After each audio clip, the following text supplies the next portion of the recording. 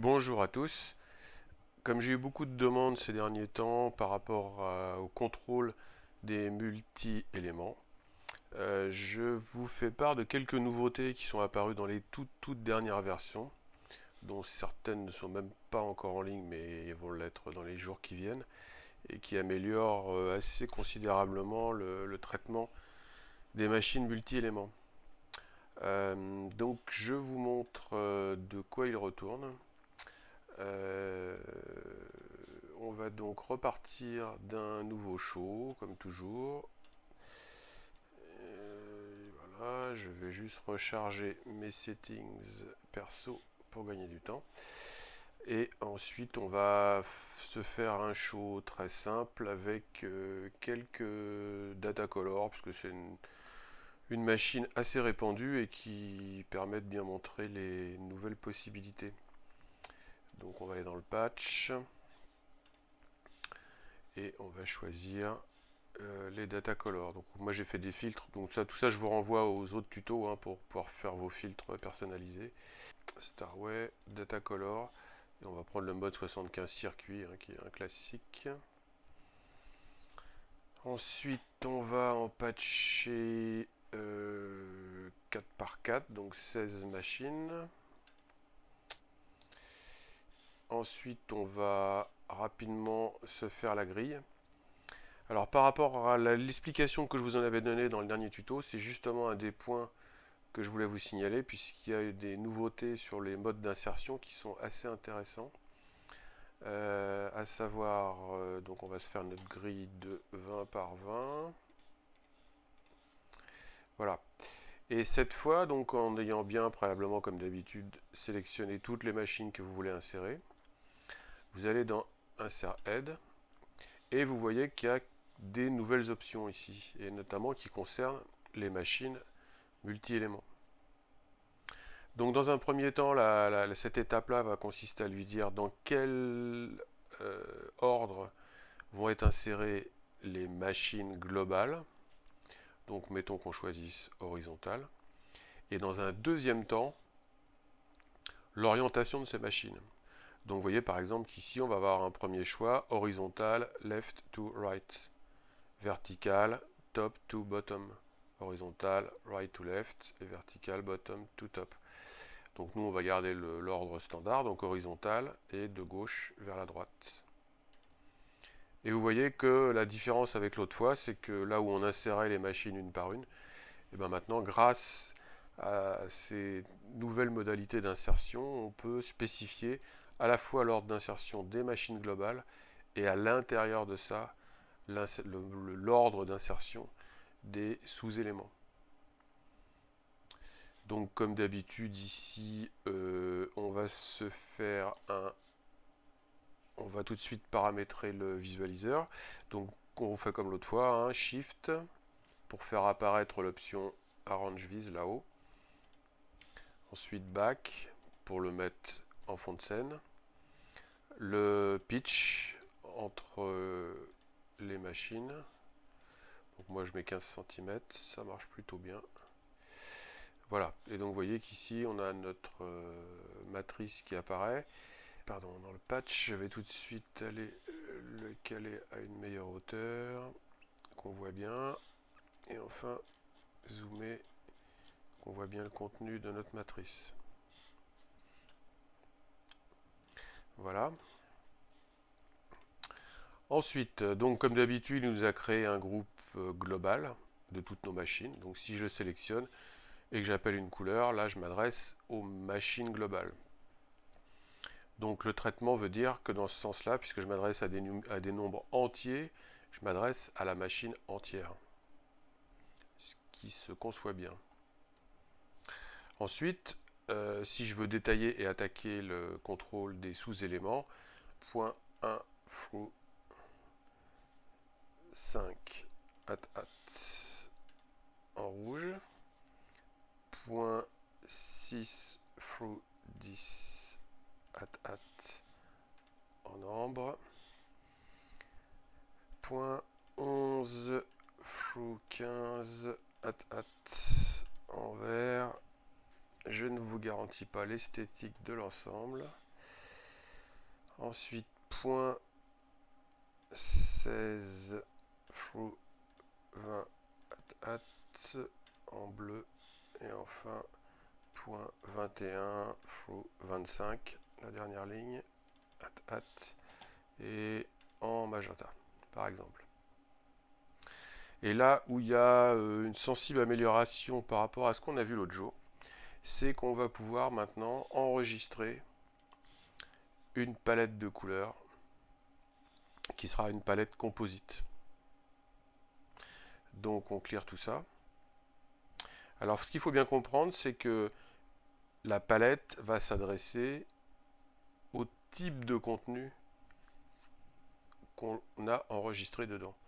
Donc si j'appelle un data color, donc machine globale, et que je lui applique cette palette, il va appliquer la valeur des premières lampes, puisque c'est le mode duplicate par définition qui, s'il n'y a pas de détails sur les sous-éléments, la lampe 1 est le modèle pour tous les autres sous-éléments. Donc comme là j'utilise les nombres entiers, je m'adresse aux machines entières et donc j'applique une couleur à l'ensemble des éléments de cette machine entière. Maintenant, si je veux récupérer le détail de ce que j'avais enregistré dans cette palette, il va falloir non pas que je sélectionne les machines entières, mais les sous-éléments qui la composent. Pour ce faire, je vais rappeler mon groupe de data color, mais je vais préciser .1 through 25, donc tous les sous-éléments de ces machines, et ensuite j'applique ma palette. Et ma palette contenant des valeurs pour les sous-éléments va bien appliquer ces valeurs aux sous-éléments qui ont été préalablement sélectionnés via la saisie. Point 1 through 25. Alors ça c'est la plus grosse amélioration par rapport à ce qu'on avait vu. Et bien sûr le fait que désormais on va pouvoir s'enregistrer aussi des groupes.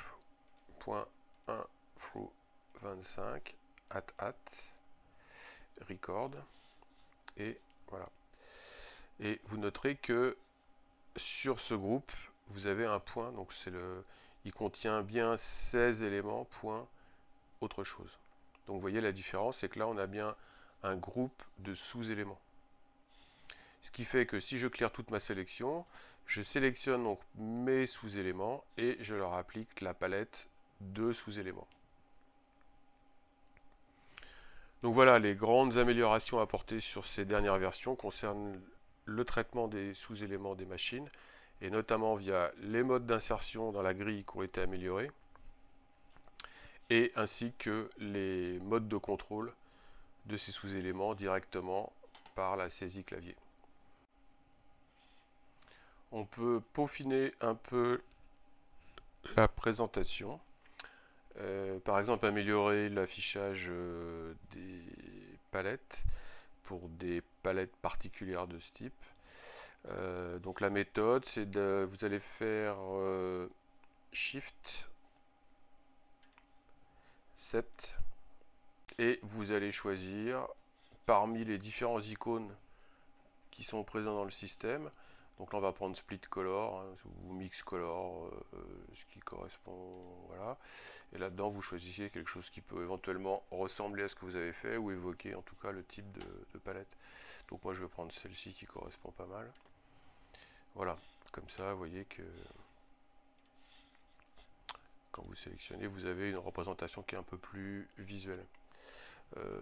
Dans le même ordre d'idée, pour tout ce qui concerne les groupes, on peut aussi paramétrer un peu plus finement, hein, à savoir toujours avec un Shift 7, puis donc vous voyez qu'on peut choisir parmi des types de machines un peu plus ressemblant éventuellement à ce que vous avez sélectionné. Gobo texture, tout ça c'est des gobos, user icon. Voilà, vous pouvez, comme j'avais fait moi, récupérer des icônes sur le web pour personnaliser un peu votre présentation. On va faire l'essai avec des machines bien connues aussi, mais de type un peu différent. Donc on va prendre les Robin 600. Alors, choose head, user, Robé et mode 37, hein, comme toujours. On va en mettre 10.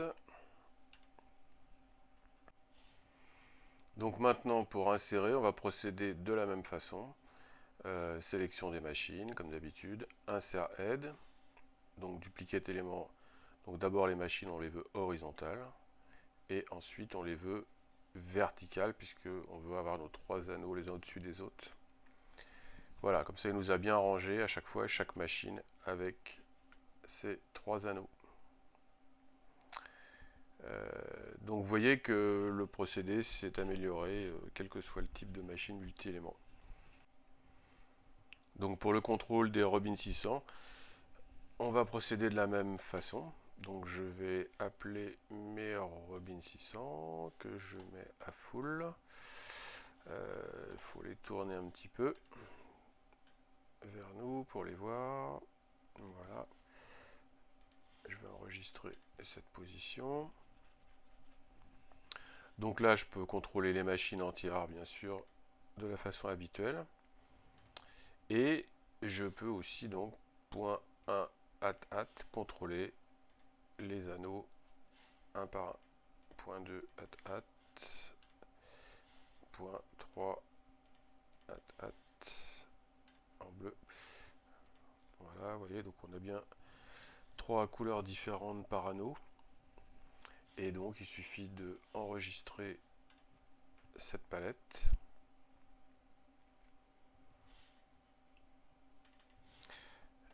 Donc si je rappelle mes Robin 600 tels que je les mets à full, je les mets en position. Là, je les ai bien en machine entière. Comme on a vu tout à l'heure, si je rappelle ma palette d'anneaux, ça n'aura pas d'effet individuel sur les anneaux. C'est-à-dire que les machines entières vont prendre la couleur de l'anneau 1, puisqu'elles n'ont pas de consigne pour les autres. Donc là, il me faudra explicitement sélectionner les anneaux. Donc là, comme mon groupe est déjà sélectionné, j'ai juste à lui rajouter la syntaxe .1 through 3 et ensuite à lui appliquer ma palette.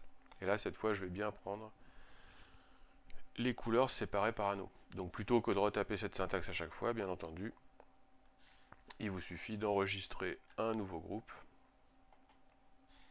Ce qui fait que maintenant, si on part de 0, j'appelle mes machines globales, je mets mon dimmer à full, je les mets en position.